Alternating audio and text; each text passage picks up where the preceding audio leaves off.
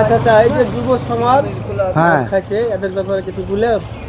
যুব সমাজ মদ খেছে, তো যুব সমাজ ইনকাম তো করতে যায়, ইনকাম করার পর তার স্ত্রী সন্তান কিংবা তার পরিবারই তো দেয়। তার পরিবার মানা করবে না, আমি কেন মানা করতে যাব মদ খাওয়ার জন্য? আরও 20 টাকা 10 টাকা ধরিয়ে দিতে হবে, খাও আর মরো, ঠিক আছে? ইসলাম শরীয়তে গেলে কি যাই? ইসলাম শরীয়ত শিখাবে, তার বাপ মা শিখাবে, ছোট থেকে মক্তবে পাঠাবে, তার জন্য মসজিদ আছে, মৌলভী সাহেব আছে, সেখানে পাঠাবে ইসলাম শরীয়তে শিখতে গেলে। আমাদের দায়িত্ব নাই, বাপ মায়ে শিখাবে, কারণ ইনকামটা বাপ মাই খায়, বুঝেছ? বাপ মায়ে ইনকাম খাবে আর আমাকে বুঝাতে হবে যে মদ খাও না।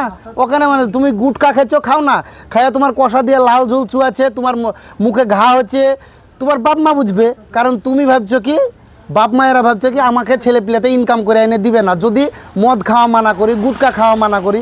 আপন আপন বাপ মায়ে বুঝবে, পরে ছেলেকে শাসন করতে যাবে, কারণ নিজে খাবো না, বাস যথেষ্ট হলো তো।